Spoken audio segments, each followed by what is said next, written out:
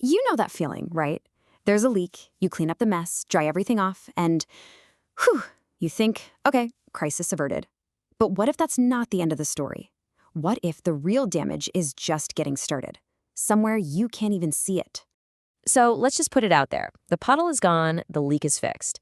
But is the danger really over? Well, the answer, more often than not, is a big fat no. Because the stuff that's going to cause you the most grief is the stuff that's happening behind the scenes. And this really says it all. On the left, you've got a room that looks perfectly fine after a cleanup. You wouldn't think twice, would you? But look at the right. That is what was actually growing inside the walls of a place just like it. It's just a shocking difference between what we see and what's actually real. And that brings us to this huge idea. Just because a wall or a floor feels dry when you touch it, that doesn't mean a thing. It's not really dry where it counts. We've got to go deeper. Think about it like this. Your house is made of materials, drywall, insulation, wood, that act like giant sponges. They just soak up water and hold on to it, trapping it deep inside where air can't get to it. So here's the real kicker. The problem isn't the water itself, it's time. It all comes down to how long that moisture stays trapped inside those materials. Because if they stay wet long enough, you're basically rolling out the welcome mat for mold growth. The good news is, even when you can't see the problem, it usually gives you some warning signs. And believe it or not, your own senses are your first line of defense. You ever walk into a basement or a bathroom and get hit with that musty, earthy smell that just won't go away? Well, that's not just the smell of damp. It's actually a chemical signal. Growing mold releases these gases, called MVOCs. So when you smell that, you are literally smelling active mold. It's a huge red flag. And check this out. This is the back of a piece of drywall. From the front, it probably looked totally fine, or maybe it had a few little dark spots you'd ignore. This is why you've got to watch out for even small stains or discoloration. It could be a clue that there's a disaster hiding just on the other side. Which brings us right to the heart of it. Any mold that you can actually see or even smell is usually just a tiny fraction of a much, much bigger problem hiding in your walls. I mean, this quote nails it. The visible mold is just the tip of the iceberg. The real bulk of the growth and the moisture that's feeding it is almost always hidden from plain sight. So where is it hiding? Well, these are the usual suspects: inside your walls, under the floor, and a really common one, behind cabinets.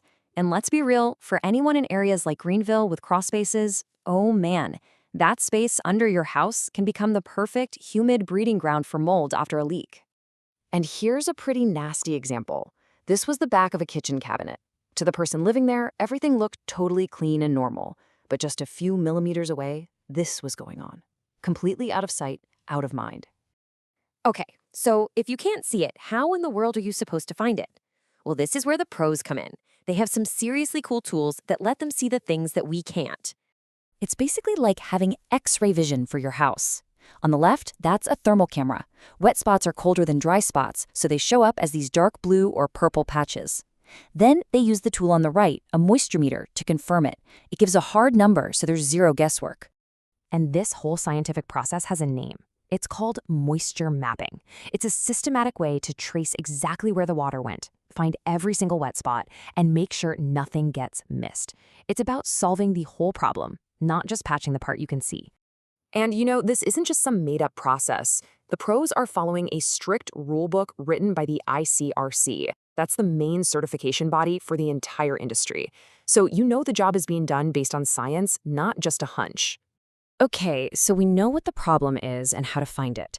But now for maybe the most important part of all, why you have to act fast. I mean, really fast. Because after a water leak, there's a clock ticking, and it starts immediately.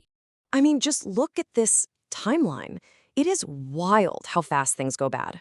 Within just 48 hours, 2 days, mold can start growing. And once you pass that 72-hour mark, the risk of serious problems for your house and your air quality just skyrockets.